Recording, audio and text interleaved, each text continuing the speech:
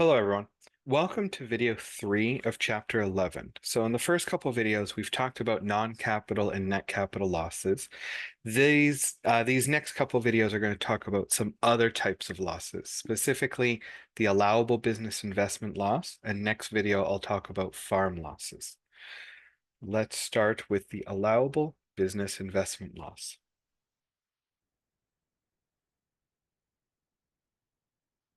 So the allowable business investment loss is basically a capital loss. It comes from having shares in a small Canadian business.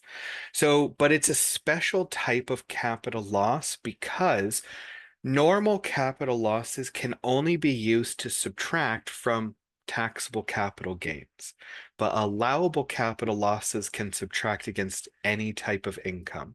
So given their preferred treatment, there's additional rules around their function.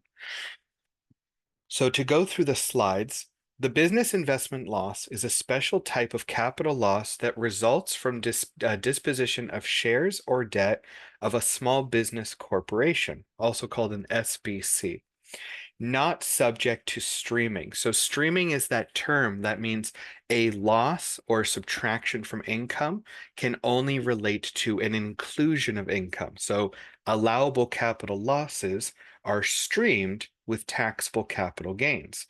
Those two can only apply against each other.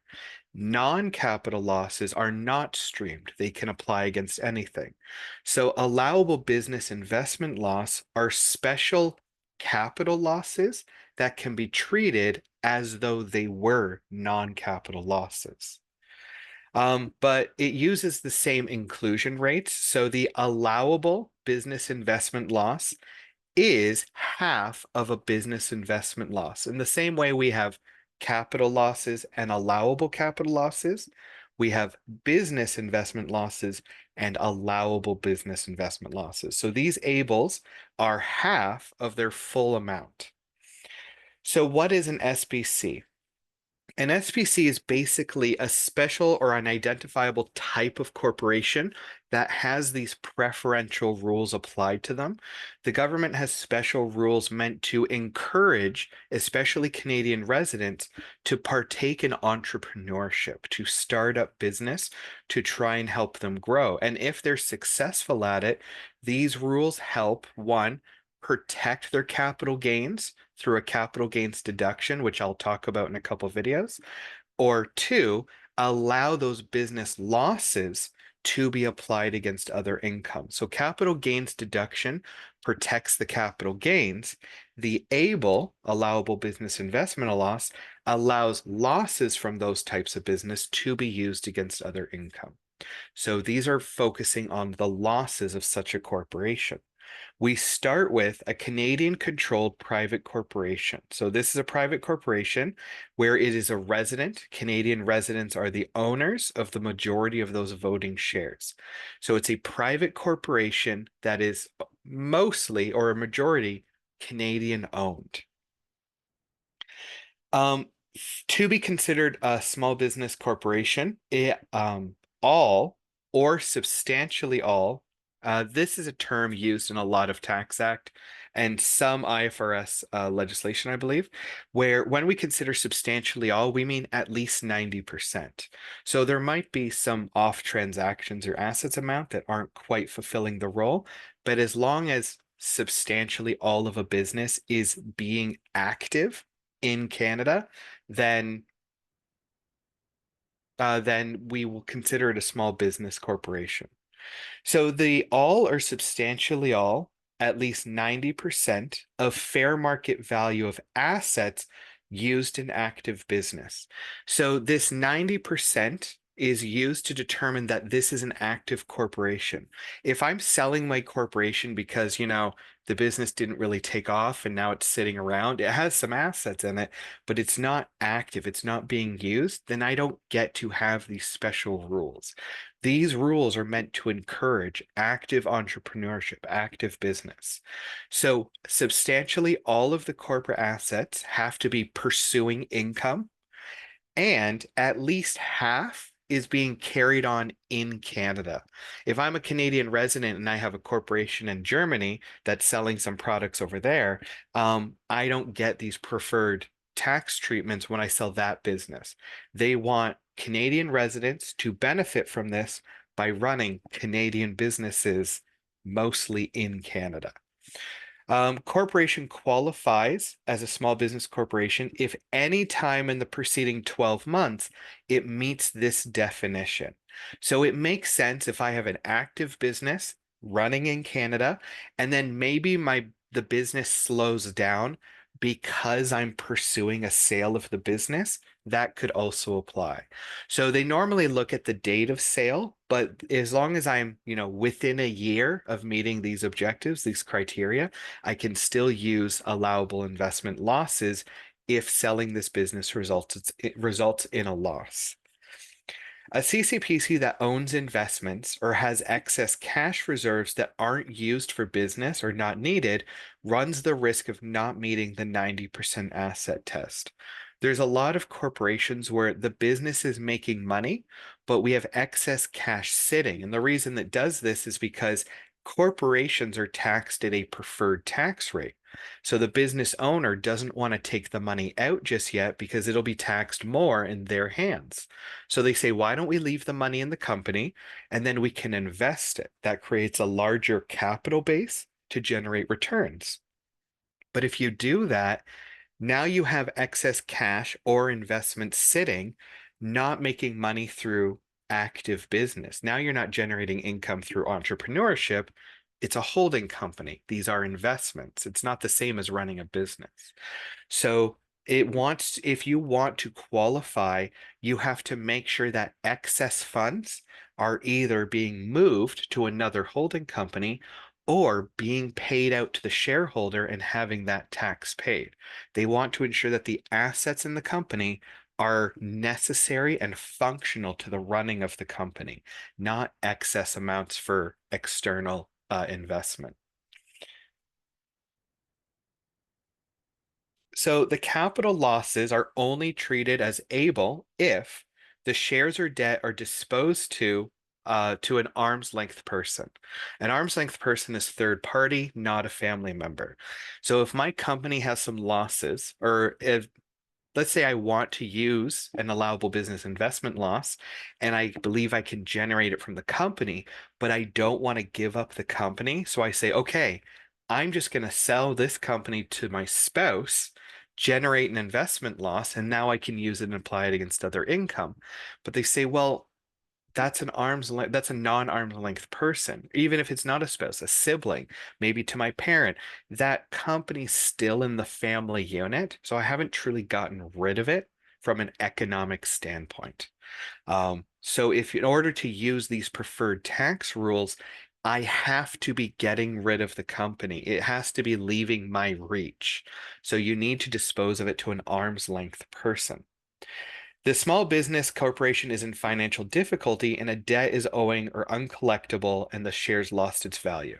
The other way an ABIL is useful is I've sold it to an arm's length person, or maybe the company just lost value. I put $100,000 into this company, it didn't take off, it lost value, and now my shares aren't worth anything.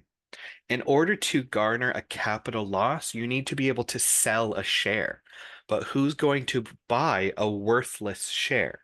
So this rule allows if the company failed, if it fell apart, if its value went to zero, um, we can deem a disposition to have occurred that allows investors to elect to have disposed of the share at year end for nil proceeds. So it says, yes, the share has no value. It's $0. So you can deem that you sold it for $0. You can deem it's been disposed of so that we can use the allowable business investment law. So we want to encourage entrepreneurs, but not everyone's going to have a winning idea. So if they start a business, they put money into it, they are functionally, actively performing business activities, but it just doesn't take off and the company ends up losing money, you can still recognize the loss of the money you put into it. Okay. So this is the special treatment. Allowable capital losses are normally only deducted against taxable capital gains. They are streamed, but ABILs can be deducted against any source of income. If you have sufficient income, ABIL must be deducted in the year realized. Otherwise, it just becomes it becomes part of the non-capital loss carryover balance. The normal non-capital loss carryover must be used within 20 years, but the ABIL has to be used within 10. Otherwise, it goes back to just being a regular allowable capital loss. So in order to use this benefit applying against other income. So why do they have this? Why is it treated this way? Let's say I wanted to try my hand at business. I've never run a business before. I have some employment income. I take that money that I've saved up. I quit my job. I start a business. And for 5 years, I try to make it work. So my entrepreneurship, my starting a business, I've put all my money into it, but it didn't work out after a few years. And now it's worthless. I'm out 100,000, 150, whatever I put into it. My business failed. I have this big loss on my my tax return, my financial statements, and I have to go back to work to earn income to pay my bills. As I'm generating income, if I couldn't use the allowable business investment loss, that loss can never be applied. I tried my hand at it. In this situation, I need to be able to use those losses against other income because I might not have another business idea. I might not have the income to have investments like shares to generate capital gains to use up those past losses. So these benefits or this usage recognizes that a Canadian resident who started a business that failed might have to find other income in which to use up these losses. But it is a time-based thing. Surely, if I'm going to use these losses, I need to find work within the next few years. So I have 10 years to use them up. If I don't, it becomes a regular allowable capital loss, and I will have to generate some sort of investment capital gain to use it. Okay. The effect of the capital gains deduction. So the capital gains deduction is a protection system to save entrepreneurs who succeed. They sell their business for capital gains. The capital gain deduction allows you to pretty much subtract or not recognize all of the capital gain. If you have two businesses, one generates a gain that's protected with a capital gains deduction, and my other business fails and I have an allowable business investment loss, my realization of the business investment loss reduces my ability to take advantage of the capital gains deduction, right? Because my losses are going to be applied against those gains. So I'm not going to be using the deduction as fully because my allowable business losses is already subtracting from it. So to the extent a deduction is made, the equivalent portion of the business investment loss is disallowed. The disallowed portion converts to ordinary capital loss. So all that is saying is if there's an amount of capital gain that's already being protected by the deduction, then I don't get to use that much of my allowable business investment loss. What they're saying is they don't want both of these rules to be used at the same time. So whatever allowable business investment loss I use, that will subtract from my capital gains deduction. However much capital gains deduction I use, that will remove my ability to apply my investment loss to other income. So we can use them at the same time, but we can't use them to protect the same amount of losses or the same amount of gains. So any use of one detracts from the other, any use of the other detracts from the first. So um, that's one thing to keep in mind. For the purposes of this course, I think we only minorly throw anything like that at you, but we'll see when we get to the exercise in just a moment. So an able example, in 2024, John Brown has the following. We have an allowable business investment loss of $66,000, which means our business loss must have been $102,000, right? Because our allowable portion is always half. The net taxable capital gains was $14,000. Other non-capital sources of income is $20,000. We have some capital gains of 14. We have some other sources of income, perhaps employment income of 20,000. In previous years, he has deducted $22,500 under the capital gain deduction provision. So our ABIL is $66,000, but we've already used 22,500 of capital gains deduction. So that amount used will be subtracted by the amount of losses that can be allowable business. Now, we don't lose the losses. What we lose is our ability to transfer that loss to another type of income. The losses that are subtracted from capital gains deduction just stay ordinary capital losses.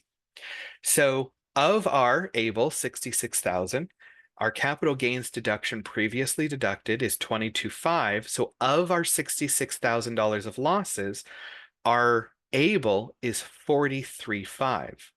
We only had non-capital income of 20,000. So of our 43,500, we apply 20,000 of it to get rid of that income. And that leaves us with unused ABIL of 23,500. So our ABIL will be 23,500, and the disallowed portion, that other 22,500, will stay on our record as an allowable capital loss to be utilized in 2024 to the extent of the net taxable capital gains in year. So we had taxable capital gains of $14,000. So our 22,500 will use those losses against those taxable capital gains of 14,000, and that will leave about 8,500 to be left on our account. So from our $66,000 of business investment loss, 23,500 will hang on as an ABIL that can apply against any income, and another 8,500 will hang on as a net capital loss to be carried forward. And that's what this part's saying. So the solution, 20,000 from our income, 14,000 our capital gain minus the amount of our loss that was capital. That's a total income of 20,000. We apply our ABIL. We carry forward $8,500 of net capital loss. The remaining ABIL is the 23,500. Okay. Let's go to the exercise, and then we'll finish up ABIL, and then the next video we'll talk about farm losses. So in 2023, Mr. Lawrence Latvick used capital gains deduction to offset a taxable capital gain of $13,500. In 2024, he has capital gains of publicly traded shares of $18,000 and a capital loss of $50,000 on an arm's length disposition of small business corporation shares. His employment income is over $200,000. Determine the amount of the ABIL in 2024, as well as the amount of any type of 2024 losses. So the thing about this is we're given the taxable capital gain of 13,000, but then this year's gains and losses are given to us in the full amount. So we can half these numbers. So of our $50,000 of capital loss from our small business corporation, this is an allowable capital loss of 25,000. Whoops, sorry. I should have done $50,000 times 50%. $25,000. So that's the amount of allowable losses at our hands. Because this $50,000 is due to shares from a small business corporation, we can figure out how much of this 25,000, or this 25,000 is normally an ABIL, but how much of it can be used. We have to subtract capital gains deductions already taken. So Mr. Latvick already used 13,000. So we'll subtract the 13,000 already used. $12,000 is our allowable business investment loss. Of our $25,000 loss, $12,000 can be used against other income. So we have employment income of $200,000 minus the $12,000 we can apply, our net employment income is going to be $188,000. That's our income. But what do we do about our capital gain? The capital gain was $18,000, and 13,000 of our $25,000 loss, 13,000 of it couldn't be used as an ABIL. So we still have $13,000. We still have $13,000 of allowable capital losses.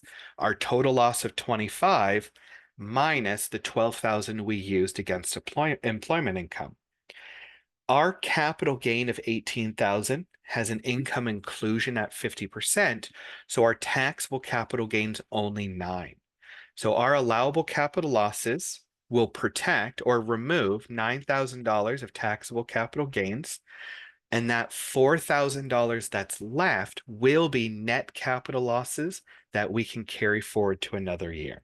So just to show the spreadsheet, business investment loss, our actual loss on disposition was 50,000.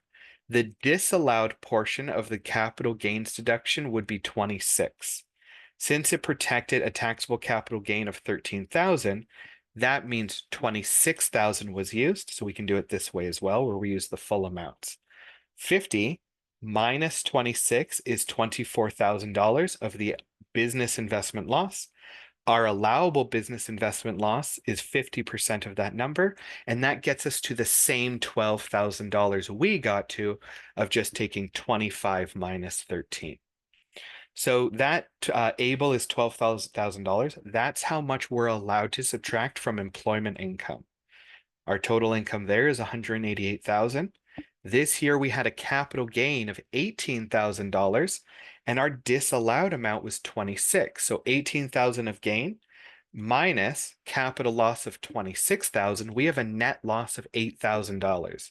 But that's our full loss amount.